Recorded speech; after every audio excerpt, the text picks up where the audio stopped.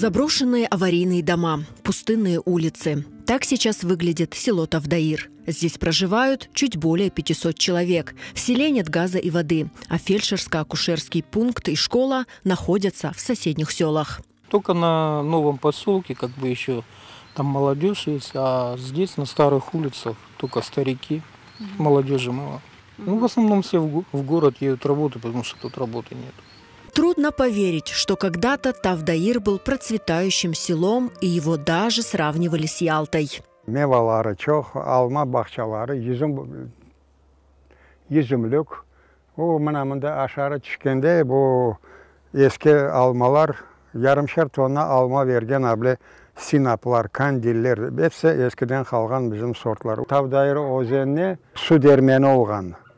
Bu Beşterek özeni o kadar normal su gelip dermen kopçagını aylandırıp sana арпа, богдай, кимде не var тартып. До депортации 1944 года в Тавдаир проживали преимущественно крымские татары.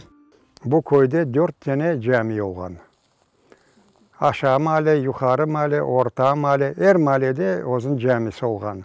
Hatta bu köyün sonuna biz varganda anda meçet eli derler, yaxşı 4 kat beyaz cami var iken, azbarna da medrese var iken, hem mektep. Мечети были разрушены в советское время. В окрестностях Тавдаира можно найти и остатки старинного мусульманского кладбища. Сейчас это камни, разбросанные в лесу. Но о том, что кладбище располагалось именно здесь, знают и местные жители. Кладбище было там наверху. Дом этот построен на кладбище. А остатки кладбища остались с той стороны. Тавдаир – село с богатой историей, известное еще в ханские времена. А еще это родина выдающихся крымских татар. Это писатель Джафер Гафар, поэт и педагог Ремзи Бурнаш. Знаменитый крымский род Хадризаде тоже из этого села.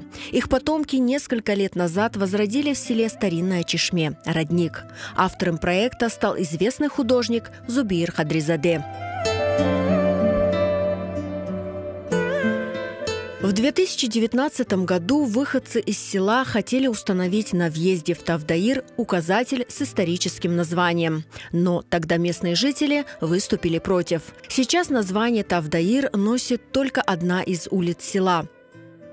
Несмотря на все это, выходцы из Тавдаир не теряют надежды возродить былую славу родного села.